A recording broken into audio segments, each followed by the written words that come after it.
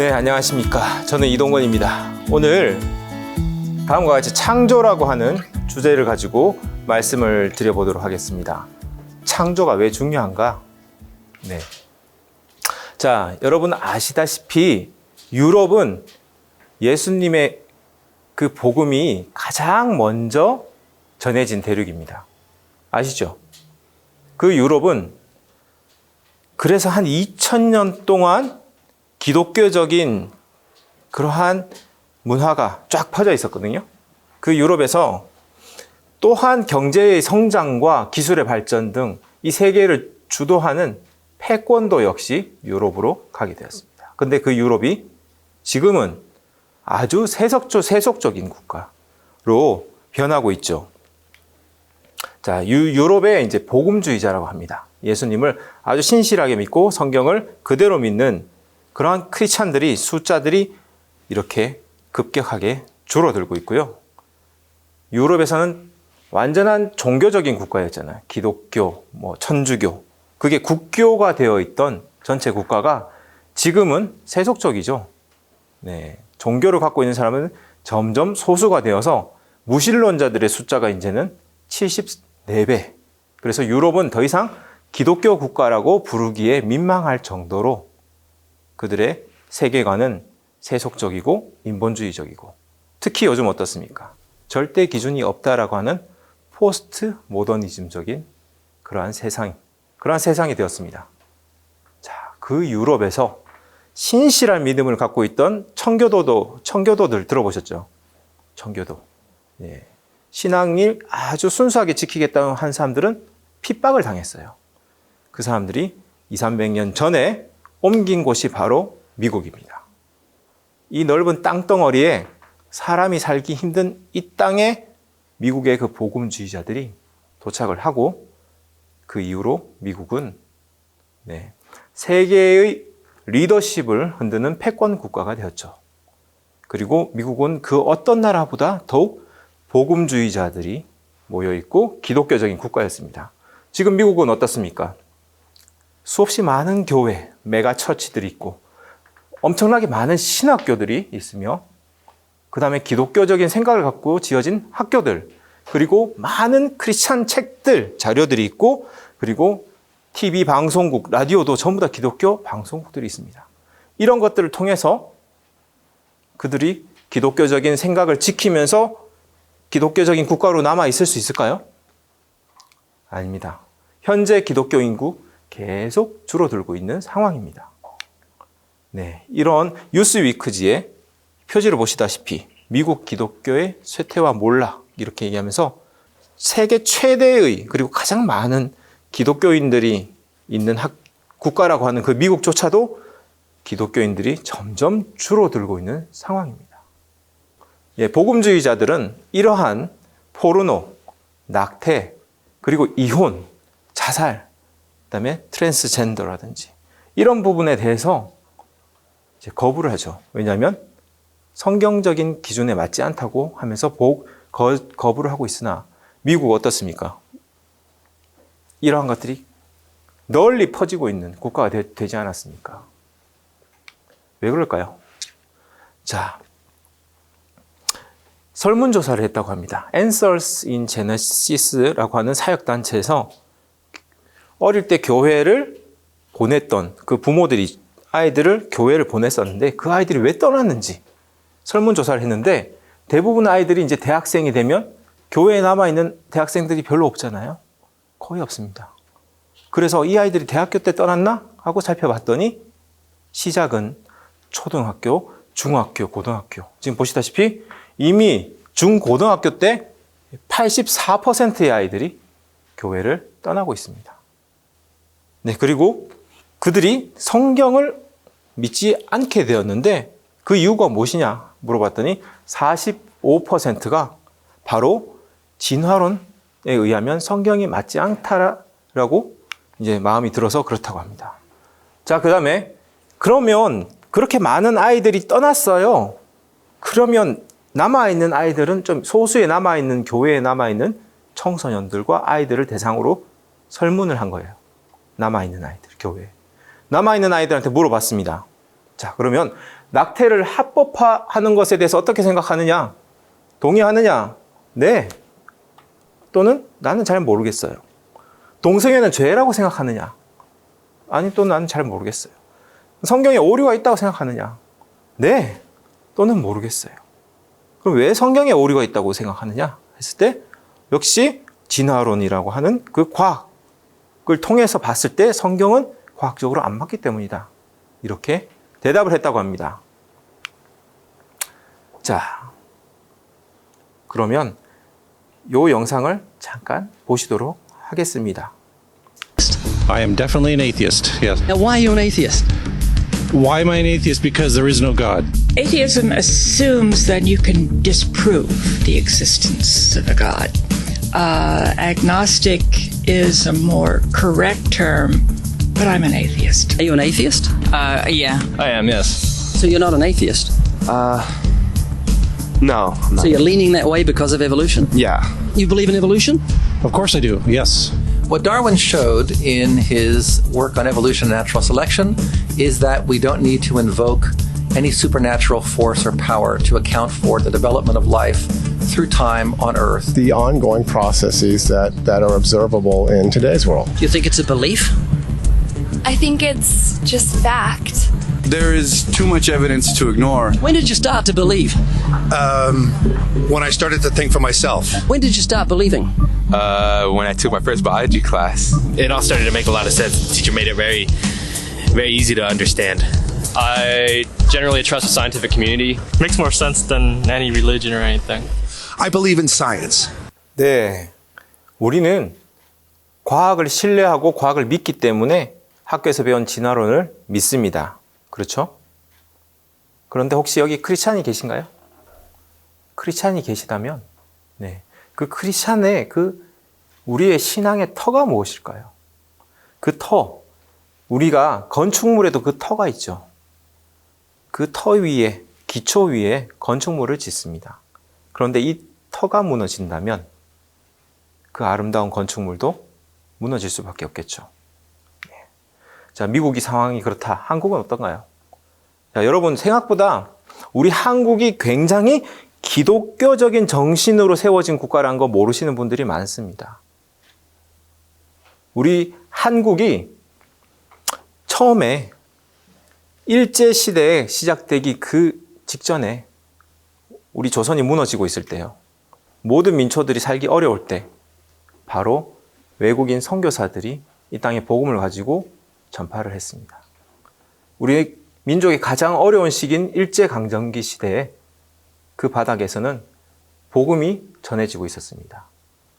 그리고 해방이 되고 나서 우리가 국가를 세웠을 때 우리 제헌국회에서 이 국가에 대한 선언을 바로 하나님에 대한 기도로 시작했다는 거 아시나요?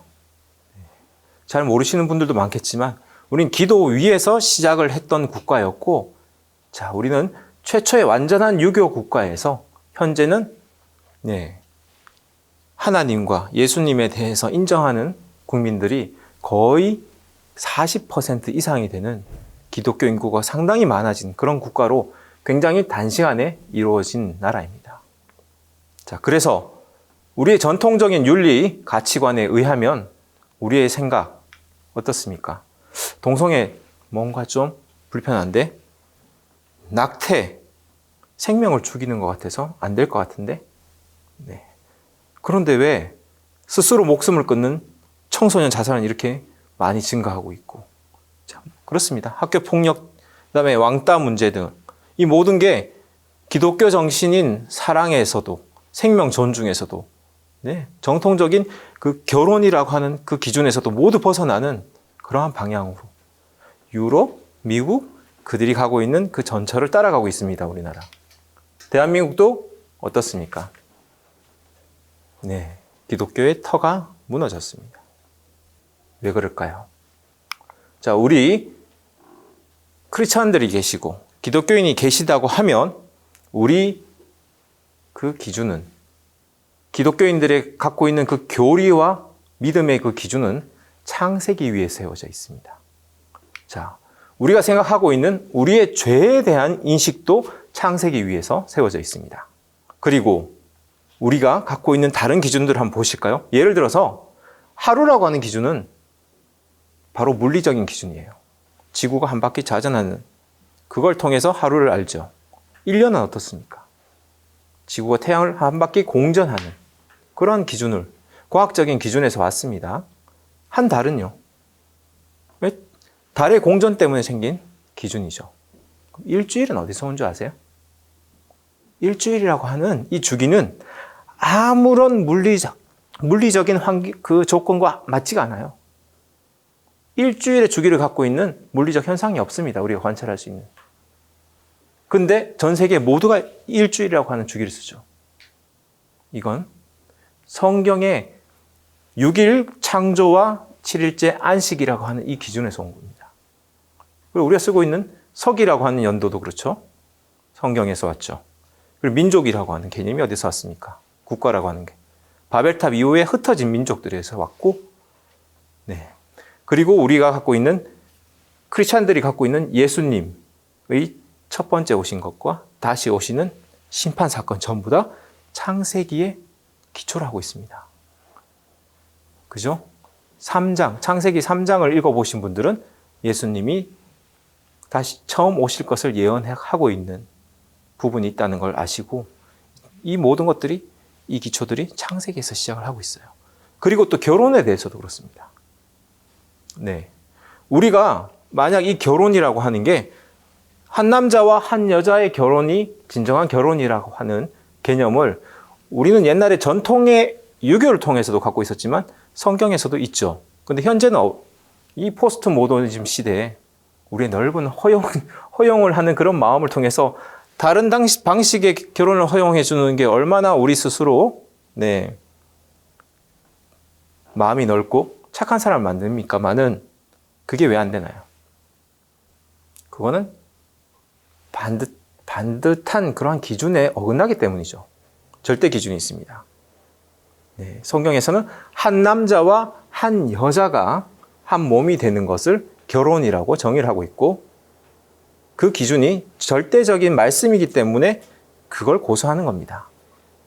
그러나 우리한테 절대적인 기준이 없다라고 하면 남자와 남자가 결혼하는 것, 여자와 여자가 결혼하는 것, 무슨 문제가 되겠습니까?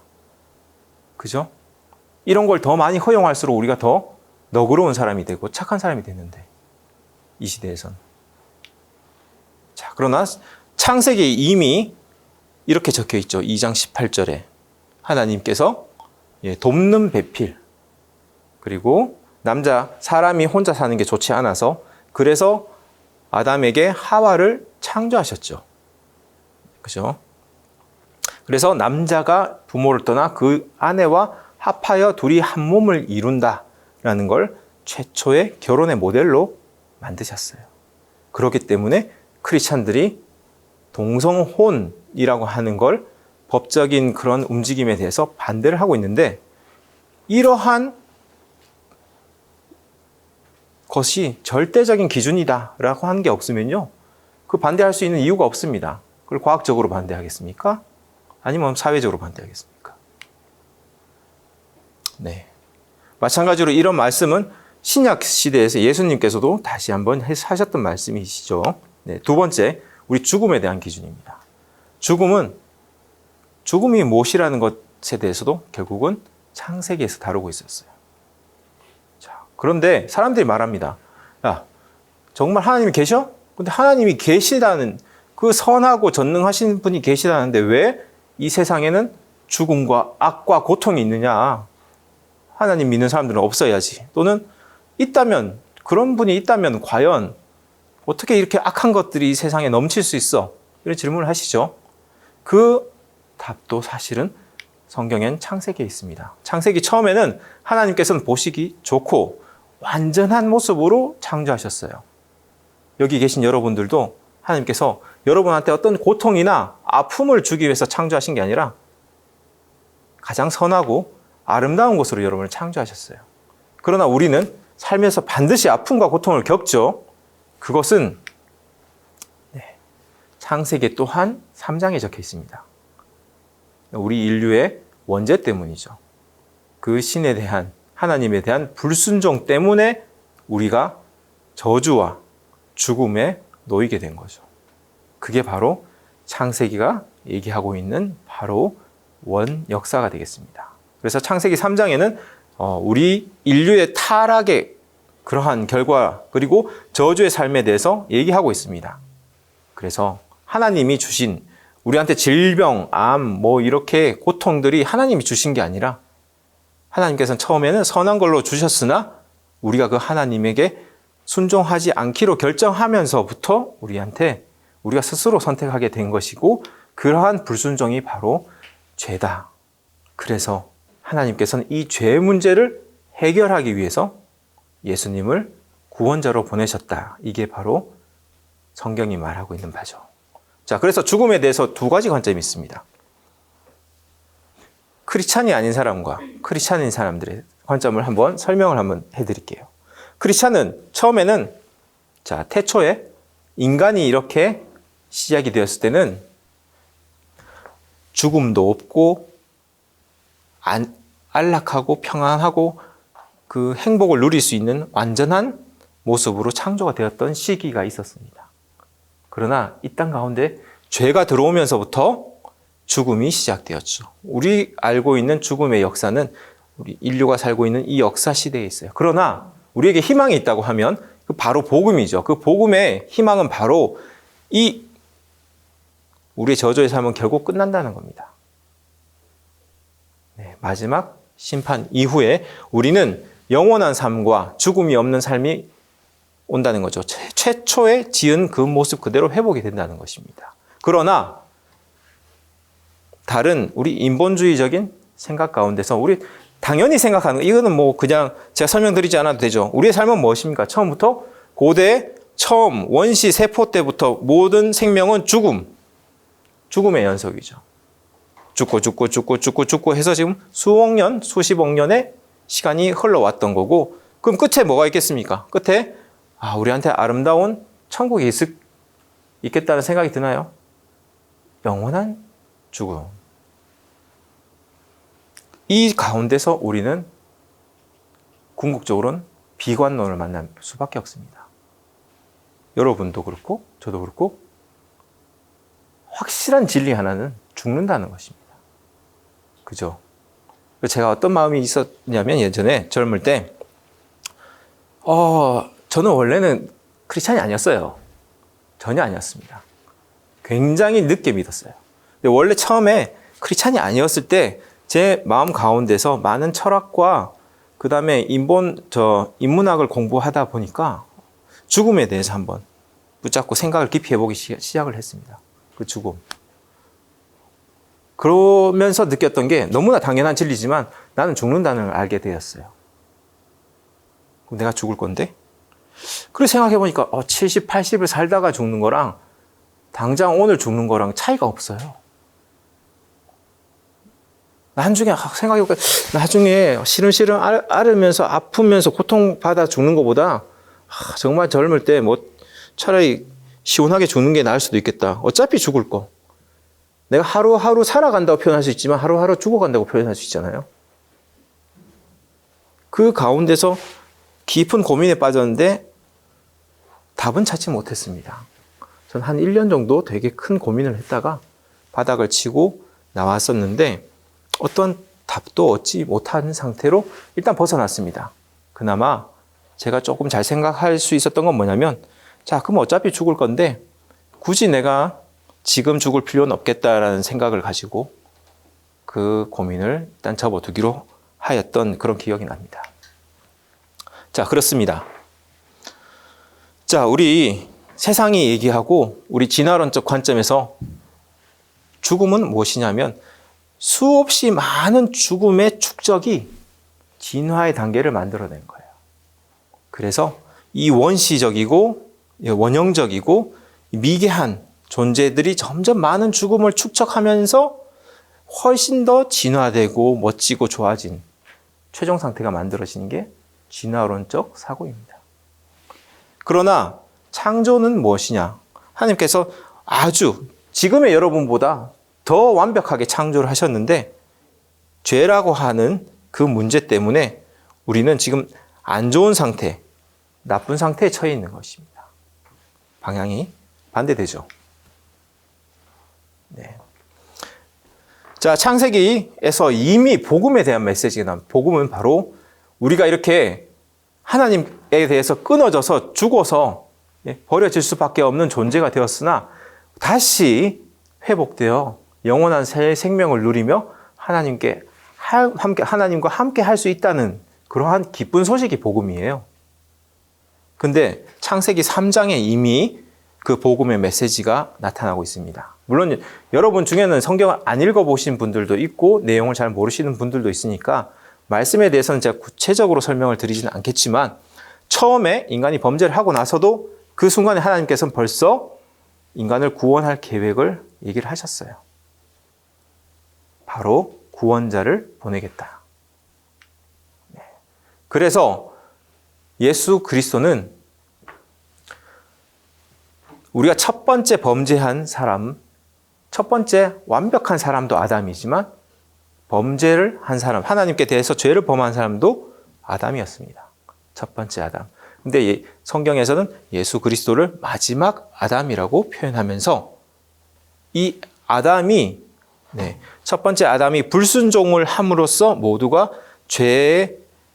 죄라고 하는 이 원죄 상태, 이 저주의 상태에 놓이게 되었지만 마지막 아담이 완전한 순종을 함으로써 우리가 또한 의인이 되는 길을 주신 게 바로 복음이고 이 복음은 바로 창세기에서 시작하고 있습니다.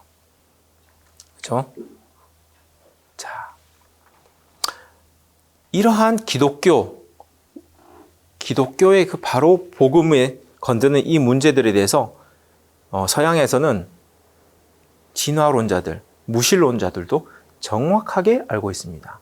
서양의 무신론자들은 우리 한국의 무신론자들과 다른 점이 있습니다. 한국의 무신론자는 처음부터 기독교를 몰라요. 기독교 문화가 아니기 때문에. 근데 서양 사람들은 태어나면서 기독교적인 문화 속에 살기 때문에 기독교가 뭔지를 알아요. 그들의 무신론자들은 성경을 알면서 안 믿는 사람들이거든요. 자, 그들이 뭐라고 얘기했냐? 예를 들어서 대표적인 과학자입니다. 생물학이 기독교에 가장 파괴적인 영향을 가져다 준 것은 바로 생물학적 진화의 발견입니다. 이 진화가 왜 기독교에 파괴적이냐 하면 아담과 하와가 실존했던 사람이 아니다를 얘기하는 거죠. 그리고 자, 그래서 아담과 하와가 없어지면 원죄의 문제도 없어집니다. 우리는 그냥 원래부터 죽는 존재였어요.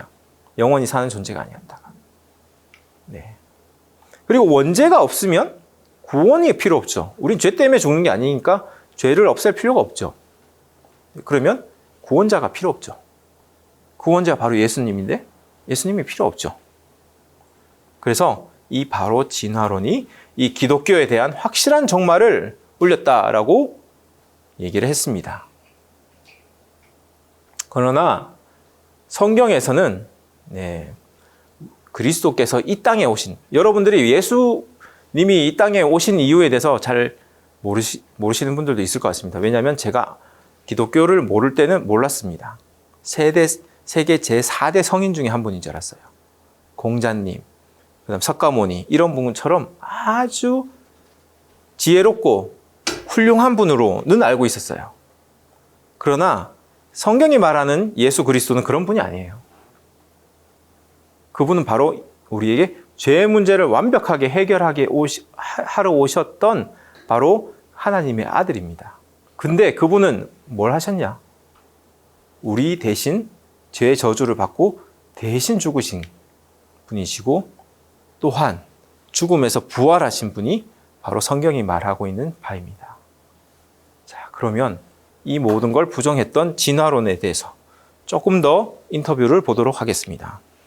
When you say change of kinds, you mean the evolution of one species from another or to another? Yes, we have that in action actually in the Galapagos. Could you give me one instance? Yes, we have an example from a group of birds called Darwin's finches. So you take a look at the difference between the finches on the islands that all started out. I mean, that's very, very observable. That's not Darwinian evolution. There's been no change of kinds. What did the finches become? They become genetically new and anatomically new, recognizably different species. So they're still finches?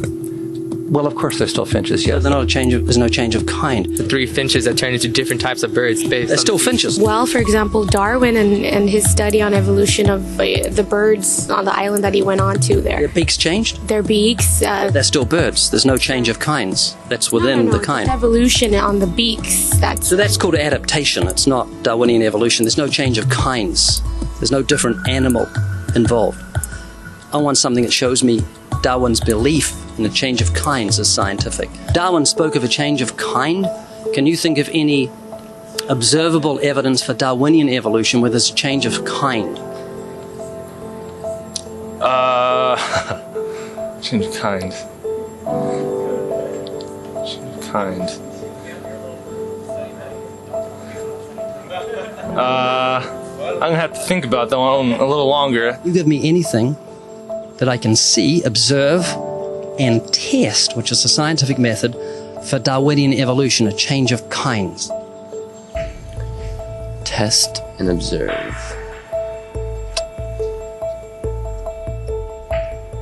Could you give me observable evidence, which is a scientific method for Darwinian evolution, a change of kinds?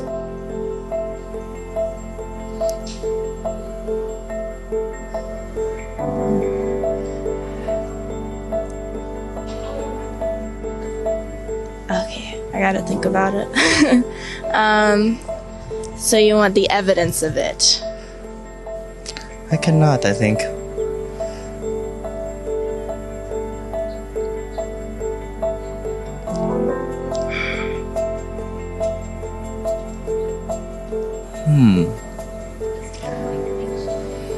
It's a hard question, actually.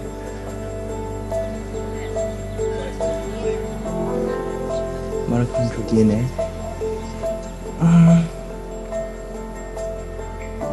So, can you repeat the question again? Could you give me any observable evidence, just one, for Darwinian evolution? Let me think about that for a sec.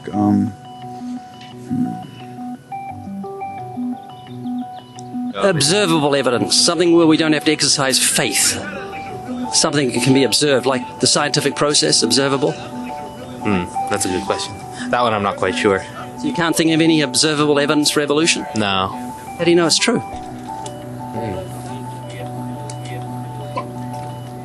I'm not sure. 자,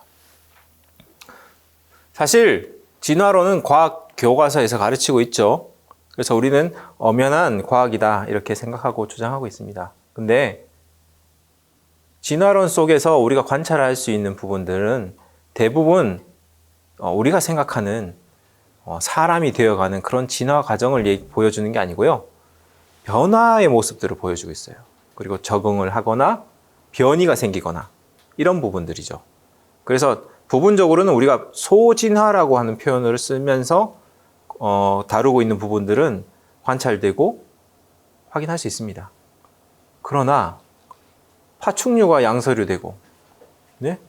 그 다음에 파충류가 포유류가 되거나 이러한 식으로 커다란 종류를 뛰어넘는 염색체 수가 바뀌면서 다른 종류가 되고 이런 것들이 이루어져야 우리의 기원이 바로 저런 곳에서 단세포에서 시작했구나를 믿을 수 있는데 그런 것들은 전혀 관찰된 바도 없고 실험실에서 실험된 적도 없어요. 더 큰 문제는 뭔지 아세요? 어떠한 비싼 실험 장비, 조건을 만들 수 있는 실험 장비에서도 그 원소를 가지고 생명체를 만들어낸 적이 없습니다. 네. 지금의 첨단 과학 기술로도 만들어낸 적이 없어요. 그러니까 수천 명의 과학자들은, 훈련받은 과학자들은 그럼에도 불구하고 창조론을 받아들이고 믿고 있는 겁니다. 그들이 학력이 모자라거나 그냥 기독교적인 신앙만 가지고 그런 게 아니라 진화론도 파고 들어보면 믿음의 영역이 있어요. 우리가 보지 못한 부분들에 대해서 믿음으로 다루고 있습니다. 자, 그런데 이러한 진화론자들은 어떻게 얘기하냐면요. 진화생물학이 우리에게 분명히 말하는 것에 대해서 본인이 얘기하는데요. 이 진화생물학을 통해서 신이 없다. 그러니까 비물질적인 개념들, 영혼 이런 거 없다는 겁니다. 그리고 어떠한 영적인 힘도 없고 그 다음에 우리의 죽음 이후에도 어떠한 영생도 없다. 그걸 알아냈다. 밝혔다. 이거죠. 우리는 아주 물질적인 존재로 이 화학적인 작용을 하다가 이제 때 되면 죽는 거죠. 그래서 그의 삶은 어떻게 돼 있습니까? 내가 숨을 거둘 때 내가 완전히 죽을 거 이렇게 확신한다. 끝이다 그건. 이렇게 생각하는 순간 어떻게 됐습니까? 나는 목표도 없고 목적도 없고 그렇죠? 그럼 윤리적인 기준은 뭡니까? 상대적인 거죠. 네, 윤리적 기초도 없고 삶의 의미란 것도 의미 없습니다. 내가 살고 싶은 대로 살아도 됩니다. 어차피 나한테는 죽음이라고 하는 확실한 것밖에 없으니까요. 자, 이분들 한번 봅시다. 잘 아시는 분들이죠. 히틀러. 유대인을 600만 명을 학살을 하고 수천만 명을 죽게 하고 2차 세계대전을 일으켜서 정말 유럽의 엄청난 사람들이 전쟁을 통해서 죽게 만들었던 독재자죠. 저 사람이 믿었던 게 무엇이냐? 네. 여러분 아시는지 모르겠지만 저 사람이 철저한 진화론자였습니다. 그래서 자기는 유대인과 장애인과 집시들을 학살을 했어요. 왜? 우리 자연 선택이란 거 아시죠? 이 진화론의 기초입니다. 열등한 존재들을 자꾸 죽이면 뛰어난 존재들만 남죠? 그들만 교배를 하면 점점 우리가 진화를 가속시킬 수 있다고 생각하기 때문에 열등한 존재들을 과감하게 죽였던 분이고, 저 스탈린, 저 공산주의라고 하는 그 개념이 바로 유물론에서 왔어요. 유물이란 거는 바로 물질주의죠. 그 마르크스가 자기의 자본론이라고 하는 책 서문에 다윈에 대한 존경의 서문을 써서 다윈에게 보냈다는 일화는 아주 유명합니다. 공산주의 기초는 바로 철저한 무신론, 하나님을 거부한 데서 왔어요. 그래서 그걸 받아들인 공산주의는 이 세상에 지상 낙원을 만들고 싶었으나 사실은 지옥을 만들었죠. 자, 그런데 현대 세상에서 저런 독재도 공산주의도 아닌데 더 끔찍한 학살이 일어나고 있습니다. 바로 낙태입니다. 네, 연간 수천만 명의 태아들이 죽고 있는데요. 우리가 그 아이들을 태아라고, 인간이라고 생각하지 않도록 만드는 그 생각이 바로 진화론입니다. 자, 이 태아가 뱃속에 수정체로 있을 때 몇 주까지 사람일까요? 12주까지 사람일까요? 54주까지 사람일까요? 이 기준을 누가 만듭니까? 그거 우리가 결정하잖아요. 법에서는. 3달은 괜찮아. 3달까지는 낙태를 해도 돼. 6개월까지는 돼. 이거 절대적 기준 없죠. 우리 합의를 통해서 만들어내는 거 아닙니까? 그죠? 그죠? 그래서 최근에 미국 뉴욕에는 어떤 법안까지 나왔냐면, 뱃속에 있지 않은 아이도 죽여도 된다는 낙태까지 갔습니다. 막 태어난 아이도 허용해도 된다라고 하는 지경에까지 이르렀습니다. 왜냐하면 기준이 모호하지 않습니까? 아무거나 선택하면 되죠.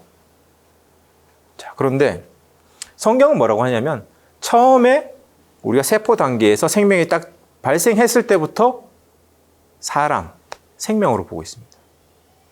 그리고 그 생명에 대한 가치는요, 원숭이보다 조금 더 나은 존재가 아니라 바로 그 창조자인 하나님의 그 영을 불어넣은 존재다. 그 모든 피조물보다 더 뛰어난 게 바로 사람이고 존귀한 존재가 사람이에요. 그러니까 성경적인 기준에서는 낙태가 안 되겠죠. 이러한 독재자들보다 더 많은 학살이 일어나고 있는 것이 사실은 이 낙태 문제가 되겠습니다. 이걸 현재는 여성의 권리로 생각하죠. 그죠? 자, 이런 모든 도덕적인 기준이 어디서 왔느냐면 우리 사람들은 자연주의적인 생각을 해요. 우리의 과학적 기준은 진화론이죠. 진화론에서 사람은 무엇인가요? 원숭이보다 조금 나은 존재예요. 그래서 철저한 진화론자들은 동물도 죽이면 안 돼, 동물 죽이면, 쓸데없이 죽이면 안 되겠죠, 당연히. 안 되는데 그 이유가 뭐냐면 사람과 동물의 차이가 없습니다. 권리에. 예? 어떤 사람들은 예? 동물들을 내가 모르는 사람보단 내 애완동물의 목숨이 훨씬 더 중요하게 생각합니다. 자, 그리고 도덕적으로는 어떻습니까? 어디까지 괜찮고 어디까지 안 될까요? 절대 기준은 없죠. 우리 서로 계약과 합의에 의해서 만들어질 뿐이죠. 도덕률도. 결혼에서 이미 열려 있지 않습니까? 서양에서는 보면 네, 안락사도 마찬가지. 사람의 생명을 죽인다는 생각이 없어요. 저 사람 좀 편하게 보내주겠다. 근데 생명이 자체가 하나님이 부여한 천부 인권이라고 생각하면 우리가 선택을 못 하겠죠. 안락사도. 낙태 문제도 마찬가지죠. 그런데 이 모든 것들이 반대되죠. 기독교적인 생각은. 그 부분의 기초는 뭐냐? 바로 성경적인 세계관이었는데 이 크리스찬들조차도 이 기준이 세상적인 세계관을 갖고 있는 순간 이 모든 생각이 무너지죠. 지금 그래서 교회 다니는 사람들도 생각이 다를 바가 없습니다. 똑같습니다. 교회 다니는 사람들 안에서도 교회나 안이나 밖이나 전부 다 같은 것들이 있죠. 교회 한 사람들이 훨씬 더 도덕적이고 더 경건한가요? 모르겠네요. 교회 다니는 사람들은 이혼 안 하나요? 네, 똑같습니다. 왜 그런 문제가 생길까요? 교회 다니는 사람들의 그 생각 자체가 이미 인본주의 세상과 똑같아졌기 때문이죠. 그래서 여러분들 가끔씩 볼 겁니다. 아주 소수의 그 골치 아픈 그 보수적인 기독교인들을 교회 다니는 사람들은 보면 이런 거 가지고 데모하고 싸우죠. 네? 낙태를 반대한다, 동성애 안 된다 하면서 뭐 길거리 나온 사람들 보면 눈살이 찌푸러지면서 보기 안 좋잖아요. 그죠? 자, 그래서 세상과는 서로 경쟁하는 관계에 있는데 뭐가 다른가 하면 그 세상 사람들도 예수님이 나쁜 사람이라고 안 합니다. 교회의 십자가 복음을 건들지 않아요. 근데 그들은 뭐가 틀렸다고 하냐면 창세기가 틀렸다고 합니다. 창조가 아니라 진화라고 합니다. 자, 그런데 우리는 믿는 사람들은 교회에서조차 어떻게 하고 있습니까? 낙태 문제, 동성애 문제 열심히 싸우는 것 같아요. 그 교회 안에서도 심지어는 창조는 틀렸다, 진화가 맞다고 하면서 자기 털을 스스로 깨트린 사람들이 있죠. 그래서 결국 유럽처럼 점점 붕괴되어 가고 있습니다. 자, 그래서 이런 분들도 있습니다. 자, 창조를 받아들일 수 없다. 그 창세기에 있는 얘기죠. 그 교회 안에서도 우리는 나이스하게 진화를 받아들이면서도 신앙생활 잘 할 수 있다고 얘기하지만 사실 그렇지 않죠. 물론 다른 분들처럼 세속적이고 인본주의적인 그 진화론의 열매들입니다. 낙태, 아까 말씀드렸죠. 낙태 그냥 할 수 없습니다. 원래 우리 인간은 생명의 존중에 대한 마음이 있기 때문에. 근데 이 인간이 태아에서 수정체고 세포 단계고 인간이 아니다라고 하는 마음이 들어야 되겠죠. 그 뿌리가 아직 인간이 아니다라는 상태를 우리한테 세뇌를 시키면 죄의식 없이 낙태를 할 수 있죠.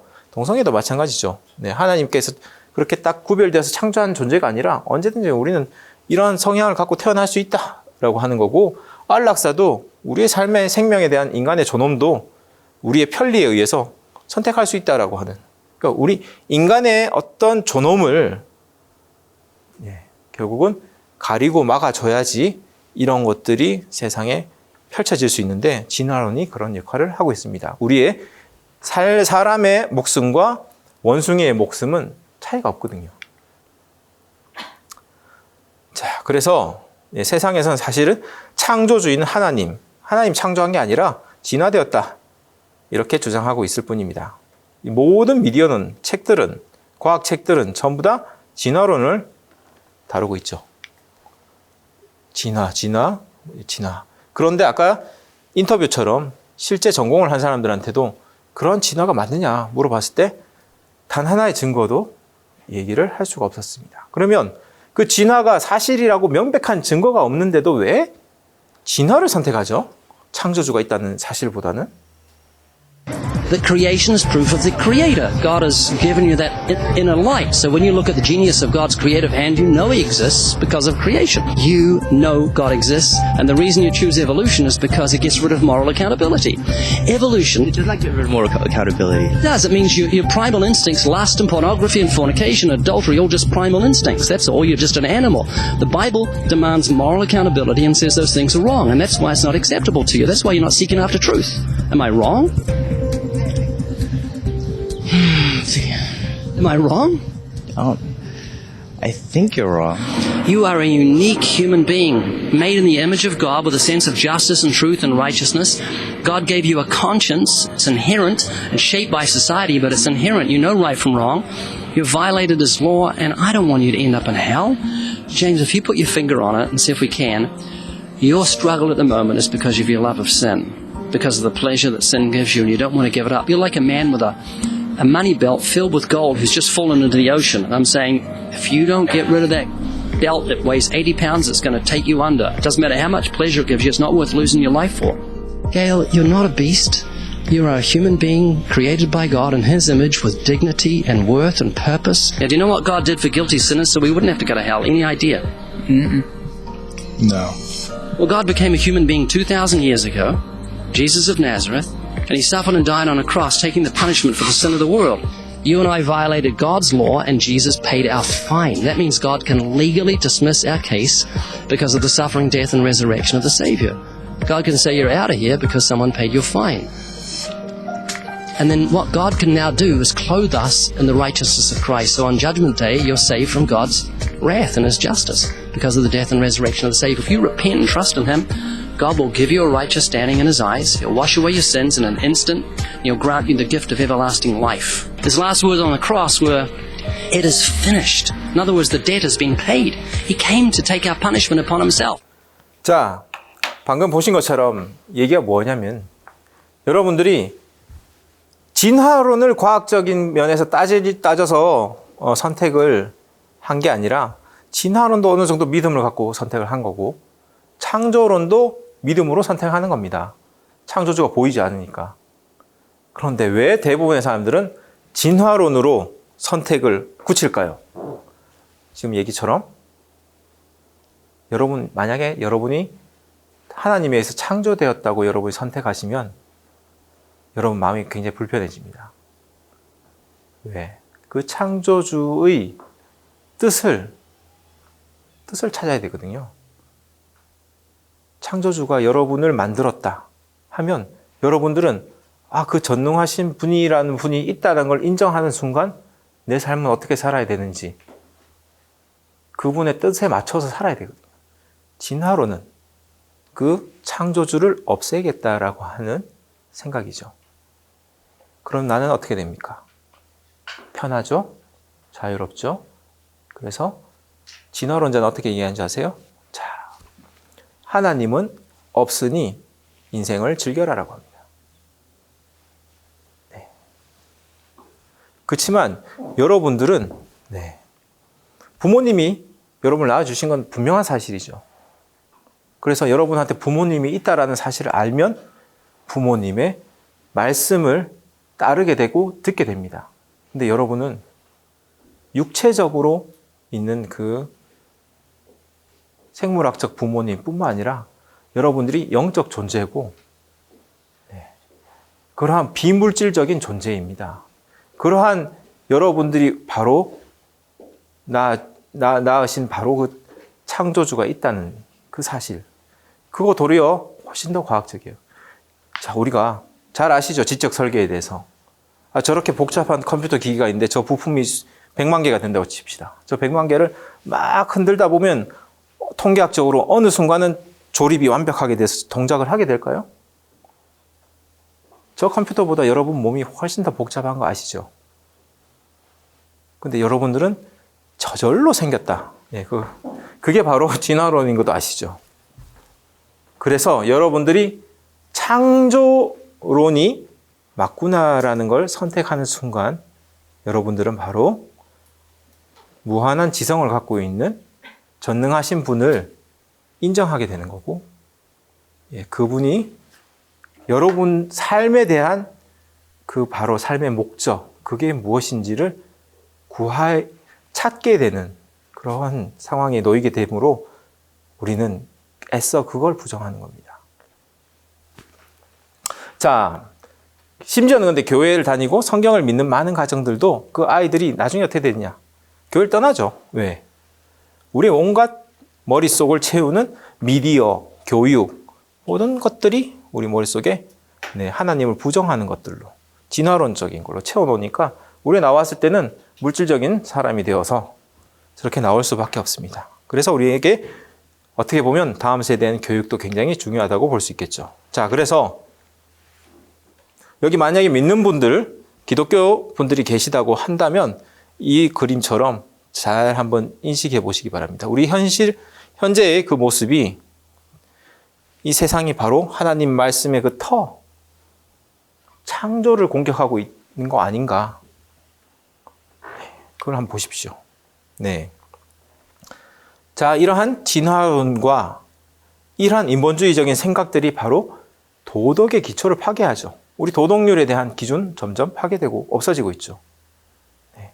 복음에 대해서도 성경에 대해서도 그리고 결국은 믿음에서 떠나게 딱 만듭니다.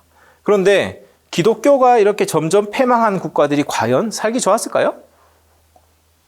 여러분 사실 살고 싶은 국가들 잘 한번 따져보세요.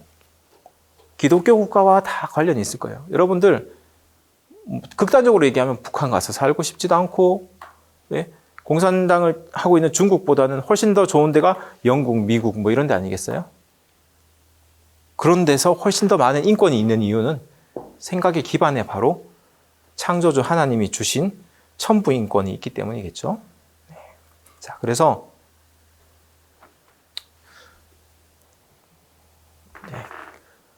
바로 우리는 이러한 모든 진화론의 열매들, 이런 부분들에 대해서도 저희가 싸움을 하고 이런 것들을 거부하는 운동을 계속 이어나가야 되겠지만 결국은 진화론적인 죽음을 일으키는 저런 진화론적인 터도 열심히 싸우고 이렇게 이겨나가야 되는 부분이라고 생각이 됩니다. 자, 그래서 창조론이라고 하는 게 이런 과학과 틀리다는 게 아니에요. 대부분의 과학자들이, 창조를 믿는 과학자들도 다 이 분야에서 연구를 하고 있습니다. 그런데 다만 기원에 대한 우리 믿음이 있는 부분이 있죠. 생물학에서 DNA를 연구하고 염색체를 연구하고 이런 분들이 창조든 진화든 어떤 생각이든 그런 연구를 충분히 과학적으로 잘 할 수 있죠. 다만 우리가 원숭이에서 사람이 되었을 것이다. 이러한 기원에 대한 믿음만 우리 진화론적인 생각이 잡고 있는 거예요. 도리어 더 정확한 창조에 대한 그 신앙을 통해서 그러한 신앙이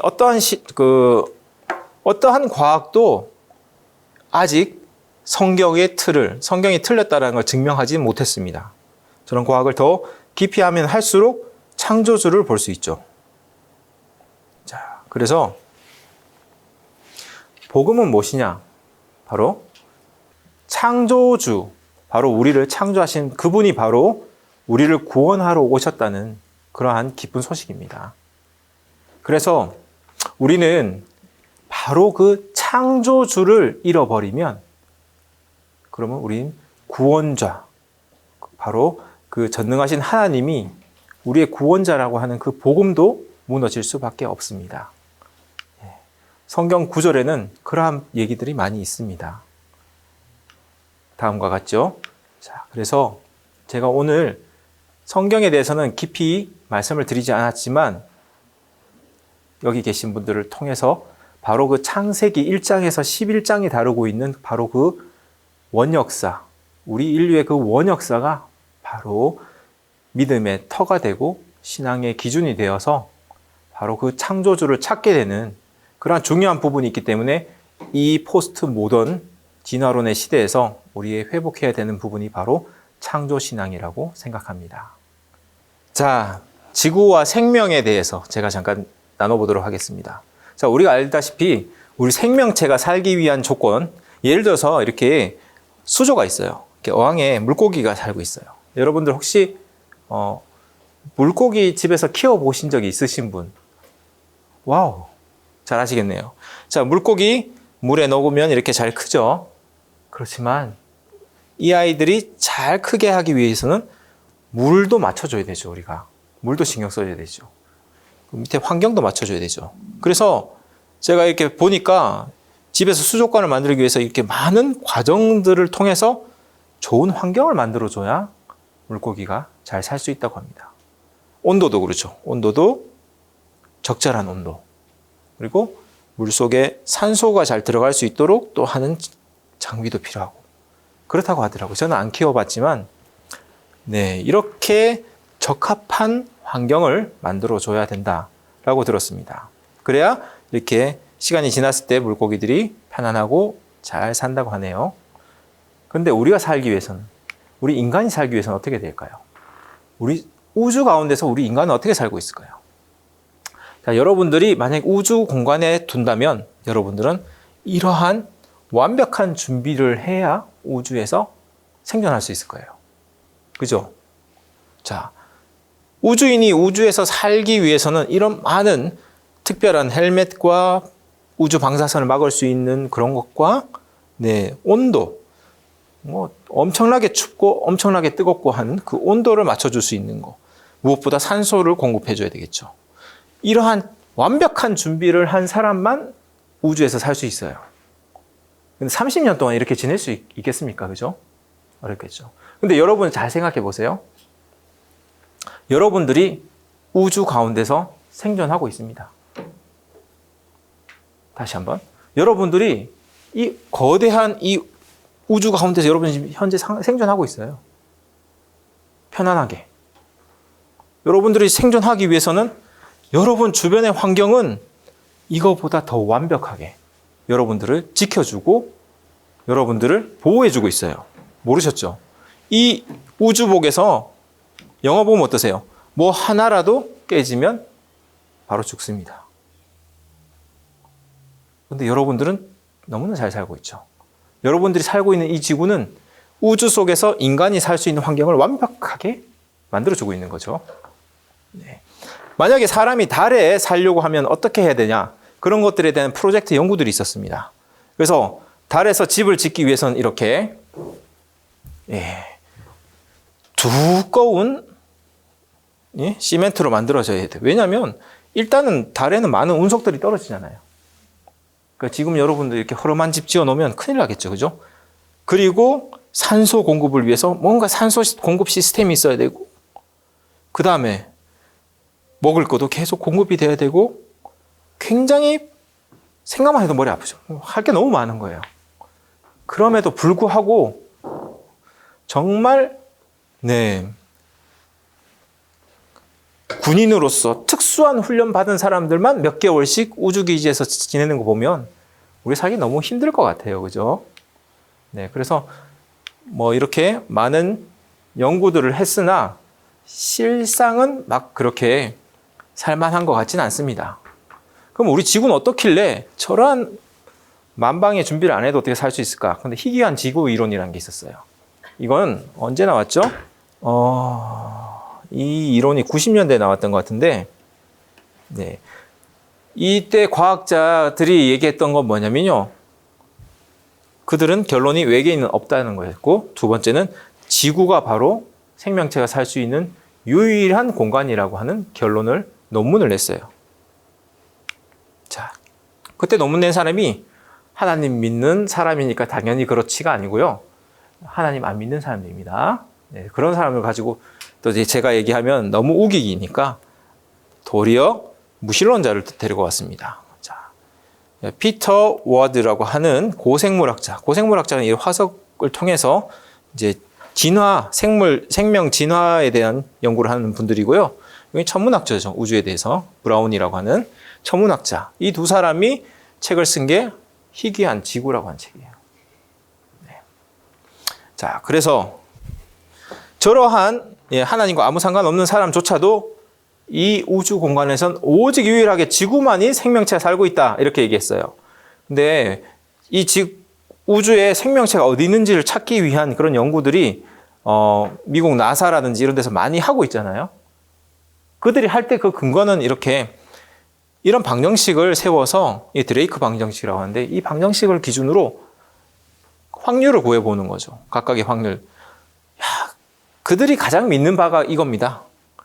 은하의 별들이 무지무지 많다.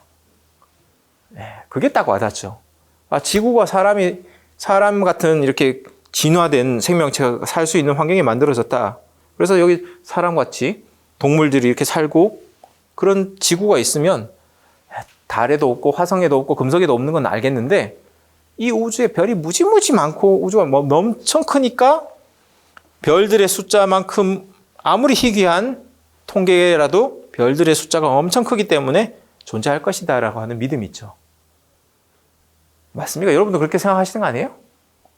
그죠? 그런데 이제 거기서 생명체가 살기 위한 하나 각각의 조건들을 넣어 봅니다. 뭐 가스로 구성이 되어 있는 행성에는 사람이 살 수 없을까? 사람뿐만 아니라 동물이 살 수 없을 거 아니에요. 그죠? 암석 행성이어야 되고. 이렇게 해서 여러 가지 확률들이 정의가 되어 있습니다. 자, 근데 그럼 우선 지구에 대해서 한번 살펴보시자면 지구는 태양에서 아주 적당한 거리에 있어요. 태양에서. 태양에서 더 멀면 너무 춥죠. 가까우면 너무 뜨겁죠. 근데 그 범위가 얼마 정도냐? 자, 한번 보시죠. 이게 태양이고 지구예요. 이 지구가 태양으로 자, 어느 정도 조금만 더 가까이 가면요.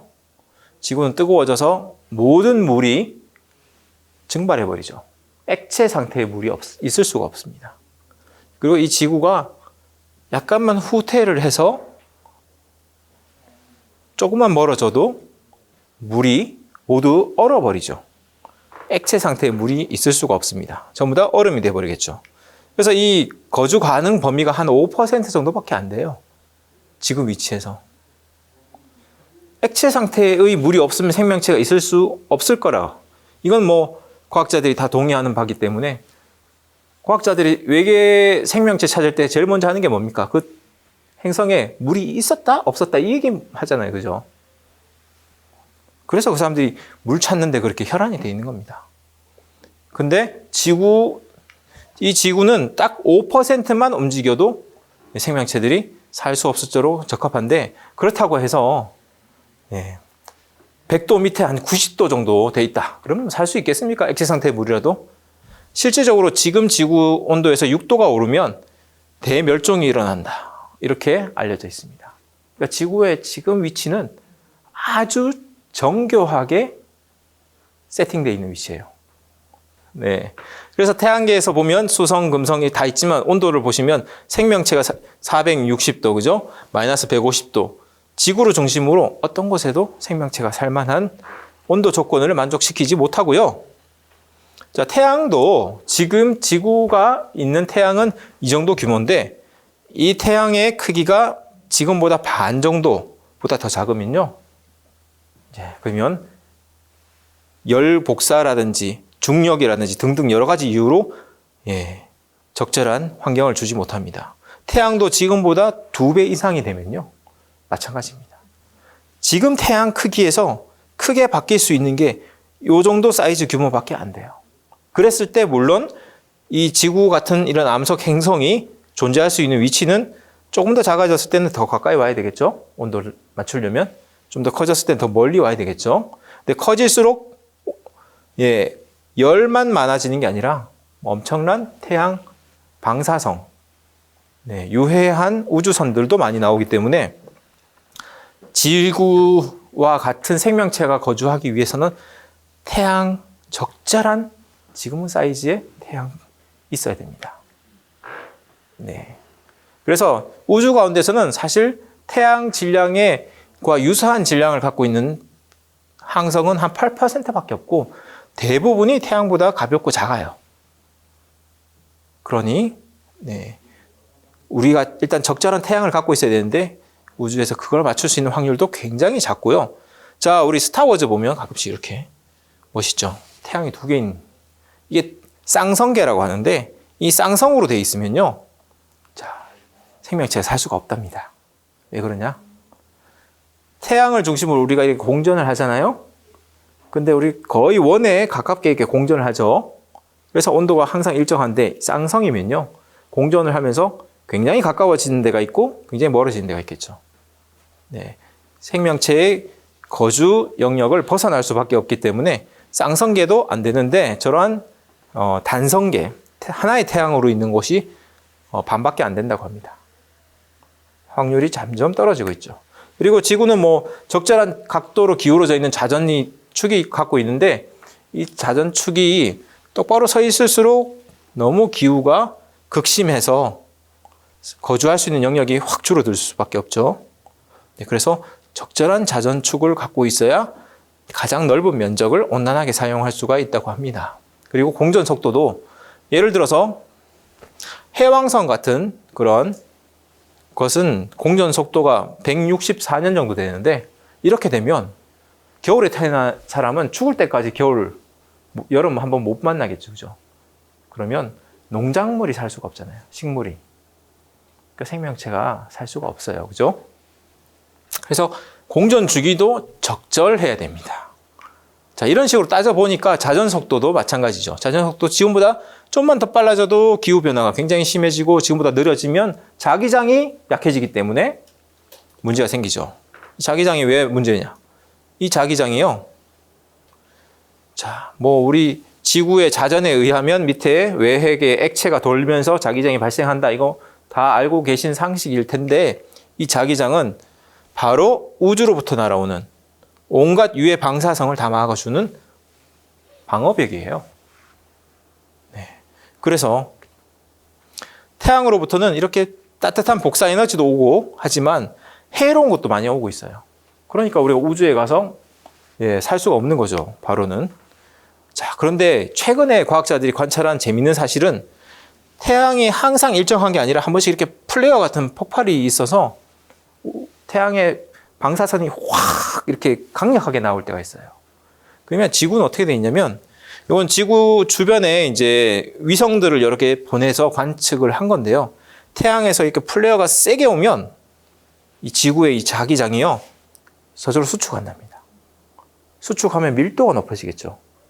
수축하게 해서 밀도를 높여가지고 그 방사성을 막아내고 다시 또 회복을 한대요. 완전 살아 숨쉬는 생명체처럼 우리를 지켜주고 있는 보호막인 거죠. 이 자기장막이 없어지면 어떻게 되는 줄 아세요? 생명체가 다 죽어요. 지구가 강력한 자석이기 때문에 우리가 살아있는 거고 이 자석을 움직이는 힘 중에 하나가 또 자전입니다. 네. 그리고 지구의 크기도 적정을 해야 됩니다. 지구가 너무 크면 중력이 너무 세고 너무 작으면 중력이 약한데 그게 무슨 문제냐? 왜냐하면 대기 때문에 그래요. 우리한테 해로운 대기까지도 다 중력이 붙들어 버리면 사람이 살 수가 없거든요. 유해 가스들이. 근데 너무 가벼우면 공기도 다 놓쳐버리죠. 그러니까 지구의 크기는 지금 사이즈에서 10% 이내의 오차를 갖고 있지 않으면요. 해로운 기체인 메탄 같은 걸 많이 갖고 있어서 우리가 호흡을 할 수가 없고 필요한 기체인 질소나 산소가 또한 적절한 중력에 의해서 잡히지 않으면 또 우리가 살 수가 없습니다. 이러한 조건들을 갖추고 있는 게 바로 우리가 살고 있는 지구고 굉장히 놀라운 우연의 확률이죠. 또한 우리 지구는 오존층이 있죠. 이 오존층은 산소 기체들이 이제 올라가서 이제 이렇게 산소 원자 3개가 되는 게 오존층인데 우리 여러분 싫어하는 그 자외선 막아주는 거 아니에요. 그래서 이 오존층이 없어지면요. 육상 생명은 다 죽습니다. 만약 없어지면. 바닷속에 사는 동물은 괜찮을 수 있는데 육상 생명체는 다 죽어요. 놀랍게도 지구는 오존층이 있어서 여러분들이 육상에서 살 수 있도록 지켜주죠. 그래서 지구는 보면 해로운 X선, 자외선, 태양풍, 폭발 이런 것들을 여러 가지 단계를 통해서 대기, 오존, 여러 가지 통해서 다 막아주고 있어요. 네, 그러니까 제가 아까 처음에 보여드렸던 그림처럼 달에서 우리가 산다면 집을 어떻게 지을까? 아주 골치 아픈 문제가 사실 다 해결해 놓은 집에 살고 있는 겁니다. 큰 집에. 지구라고 하는 자, 우리의 대기권도 역시 아시다시피 우리가 갖고 있는 질소 농도, 산소 농도, 이산화탄소 이런 것들이 아주 미세하게 세팅이 돼 있어요. 이거 이산화탄소 약간 늦는 것 때문에 우리가 세상에 고민하면서 지금 난리를 치고 있는 거 아닌가요? 지금? 그죠? 이산화탄소가 얼마를 갖고 있는데요? 0.035%를 갖고 있는데 이 값이 조금 바뀐다고 지금 난리를 치고 있는데 이 미세 조정을 맞추기 위해서 우리 그 노력을 하고 있는데 이미 완벽하게 맞춰져 있었다는 얘기를 하고 있는 겁니다. 제 말씀은. 그리고 질소. 되게 제일 많은 게 질소죠. 그죠? 질소 되게 필요 없어 보여요. 우리 그 과자 봉투만 뻥뻥 크게 만드는 것 같지. 질소 별 필요 없어 보이는데 그 질소 때문에 식물이 살 수 있어요. 그 비가 내릴 때 이 질소가 땅에 들어가서 질소 비료 역할을 하는 겁니다. 몰랐죠? 네. 그리고 이 지구는 대기가 이렇게 순환하고 대류가 일어나서 적절하게 온도 유지가 되고 사람이 살기 좋도록 유지가 되고 있어요. 그리고 우리가 쓰고 있는 이 물도 비가 되어서 내리죠. 이쪽에서 증발이 되죠 하면서 전부 다 시스템이 이 내부에서 순환을 이루면서 쓰고 살고 있는 거예요. 만약에 우리가 이 순환 구조가 깨진다면 우리가 쓰고 있는 물이 다시는 비로소 얻을 수 없게 되는 상황이 된다면 우주 공간으로 날아가게 된다면 살 수가 없겠죠. 네. 이 균형을 맞추는 모든 시스템이 완벽하게 조율이 되어 있습니다. 그리고 그 어떤 행성보다 지구는 표면에 물이 많습니다. 그죠? 바닷물, 이 땅, 지표면의 70%가 바다고, 그리고 그 물 가운데서 지구를 이루고 있는 물의 97.2%가 바다고, 육지는 2.8이죠. 네, 이 중에서 우리는 육지물도 대부분은 빙하예요. 얼음으로 있어서 우리가 잘 활용하지 못하는데, 지하수, 강, 이런 것들을 우리가 활용하는데 아주 적은 퍼센테이지지만 저 물이 우리를 생명체들이 존재할 수 있도록 해주고 있습니다. 자, 그런데 이 물 분자도 아주 묘한 특성을 갖고 있는 게 바로 수소 결합이라고 하는 특성이죠. 그래서 이 물이 다른 물질들은 대부분의 물질들은 어떻게 됩니까? 이 결합 구조가 달라서 고체될 때 가장 밀도가 크죠. 그래서 얼어버리면 가장 무거워집니다. 근데 물만 4도씨일 때 가장 밀도가 크죠. 그러니까 얼음이 되면 도리어 물 위에 떠요. 근데 우리가 만약 겨울에 이 물의 특성이 이 상태, 수소 결합이 갖고 있는 이 상태가 아니라 다른 액체와 같은 상태라고 하면 얼었을 때 강의 바닥부터 얼고 바다의 바닥부터 언다면 해저에 살고 있는 동물들은 겨울 한번 지내면 다 바닥에 살고 있는 동물들 죽고 물고기도 죽고 다 죽겠죠. 한 번의 겨울에 모든 생명들이 죽을 수 있는데 놀랍게도 표면부터 얼어요. 얼었던 물이 가장 위를 차지하고 있습니다. 그런데 개가 열 전도율이 떨어지기 때문에 어느 정도 얼음이 생기면 밑에는 더 이상 차갑지가 않습니다. 이렇게 되어 있는 구조로 되어 있어요. 그런 이러한 물이 우리 몸의 대부분을 차지하고 있습니다. 네. 그래서 우리 생명체가 살기 위한 이 모든 미세 조정이 여기 지구에 이루어져 있습니다. 그렇다면 여러분 만약에 지금 계신 분들이 눈을 한번 잠깐 감아주세요. 눈을 잠깐 한번 감아주시고 한번 볼게요. 제가 우리 지구가 이렇게 미세한 조정과 아주 설계와 균형이 정밀하게 되어 있는데 이 모든 게 하나씩 깨어지면 살 수가 없다 그랬죠. 자, 그런데 우리가 점점 눈을 올려서 우리가 유튜브에서 그런 영상 보셨을 거예요. 어떤 사람이 누워 있는데 이 눈높이가 점점 고도가 올라갑니다. 점점 올라갑니다.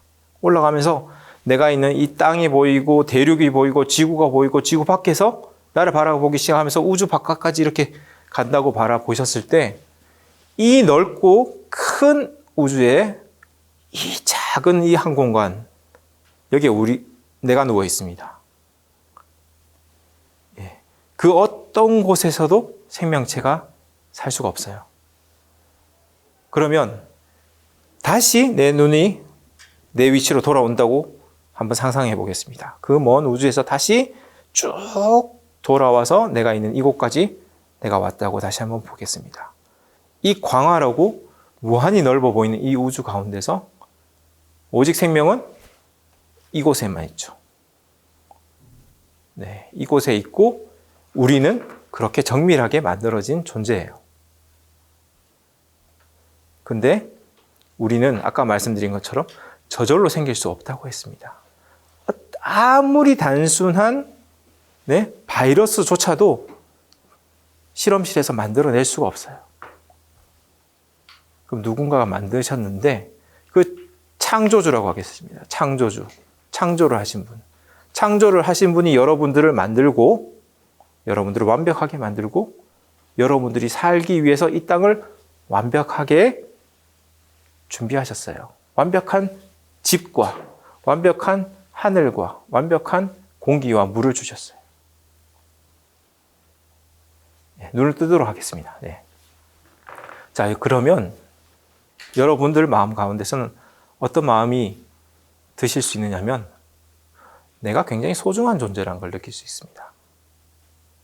나는 정말 아무것도 아닌 존재였구나 이런 마음이 들 수 있었으나 창조하신 그분이 여러분들을 굉장히 소중한 존재로 만드셨어요. 그분이 여러분한테 목적을 두고 만드셨어요. 그냥 나는 이 많은 사람 중에 아무거나가 아니에요. 이 넓은 우주 가운데서 그 창조주의 마음이 딱 내려앉은 그 작은 좌표 그곳에, 유일한 그곳에 있어요, 여러분. 제가 보여드린 이 과학은 정말 교과서에 있는 지구과학 책에 있는 내용들이에요. 제가 창조론 그 책에서 갖고 온 게 아닙니다. 그냥 교과서에 있는 내용입니다. 교과서가 인정하고 있는 건 뭐냐면 여러분들이 살고 있는 이 지구는 생명체가 거주할 수 있는 유일한 곳이고 이런 곳이 더 이상 없고 아직 아무도 생명체를 우주에서 발견한 적이 없다는 거죠. 제가 외계인에 대해서 한번 말씀을 드려보겠습니다. 자, 우리가 외계인에 대한 상상을 하고 있어요. 근데 아무도 외계인을 직접 봤다고 증명한 사람은 단 한 건도 없습니다. 외계인을 본 것 같아라고 하는 증언들은 있어요, 세상에. 근데 그걸 검증하는 기관이 있는데 검증을 거쳐서 정말 외계인이었다라고 하는 검증을 통과한 증언은 아직 발견되지 않았습니다. 한 건도. 우리는 외계인에 대한 믿음을 왜 갖고 있느냐? 진화론 때문이죠.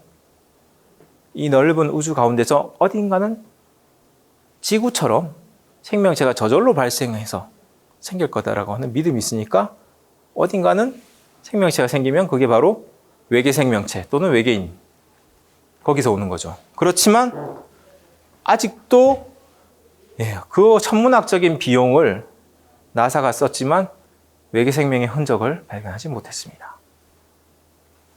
근데 그 부분에 대해서 정확하게 성경이 얘기하고 있는 바는 하나님께서는 여러분을 창조하셨다고 했어요. 이 땅에다가 창조하셨고, 물론 여러분의 육신은 부모님을 통해서 전해지지만 그 육신의 부모님의 그 선조는 하나님이 직접 창조하셨죠. 그리고 여러분의 그 영도 하나님께로부터 왔다고 말씀하고 있습니다. 이러한 사실을 통해서 우리 우주 가운데서 발견하는 우리 지구라고 하는 사실을 통해서 우리는 하나님을 알만한 것을 볼 수 있습니다. 하나님을 알만한 걸 볼 수 있습니다. 그러나 우리의 마음은 계속 부정하죠. 부정하는 사람들은 확률적인 가능성을 자꾸 따져보는 거죠. 거의 0입니다.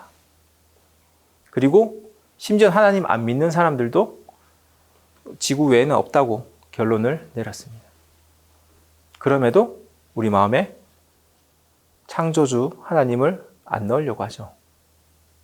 넣는 순간 나는 도덕적 의무를 져야 되기 때문이죠. 혹시나 마음 가운데서 하나님을 거절해왔던 것이 무슨 이유 때문인지 한번 돌이켜 보시면 좋을 것 같아요. 그 뜻이, 그 마음이 과학적으로 없는 게 증명되었기 때문일까요? 아니요. 도리어 생명체가 저절로 발생했다라는 게 과학에 어긋난다는 것은 누구나 다 알고 있는 사실이에요. 그 이유는 누군가 나를 창조한 사람이 있다면 내가 그분의 말을 따라야 된다라고 하는 부담 때문이 아닐까요? 그렇지만 우리가 누군가의 말을 따를 때 나를 창조한 자의 말을 따른다면요, 그건요 도리어 속박이 아니라 그 속에 자유를 누립니다. 여러분들이 만약에 아이를 낳고 자녀를 기르잖아요. 그럼 여러분들은 자녀들한테 수없이 많은 잔소리를 해야 될 겁니다. 그 아이가 하고 싶은 대로 두면 그 아이는 뭐가 위험한지 모르고 장난치다가 뭐가 되는지 아닌지 모르고 함부로 입에 넣다가 소중한 생명을 잃거나 큰 장애를 입거나 위험하게 되겠죠. 그렇기 때문에 부모님들이 다니면서 듣기 싫은 소리고 잔소리지만 하는 거예요. 그건 왜? 사랑하기 때문이죠. 우리가 하나님 말씀을 들어야 하는 이유는 우리한테 결국은 올바른 길, 맞는 길로 가는 그 얘기를 듣는 것이 우리를 살리는 길이기 때문이거든요. 그렇지만 우리는 자유하고 싶어 합니다. 바로 그 하나님으로부터 오는 잔소리에서 자유하고 싶어집니다. 그렇지만 우리가 누렸다고 하는 그 자유의 끝에는 정말 고통과 괴로움이 있다는 걸 우리의 짧은 인생 가운데서는 못 느껴요.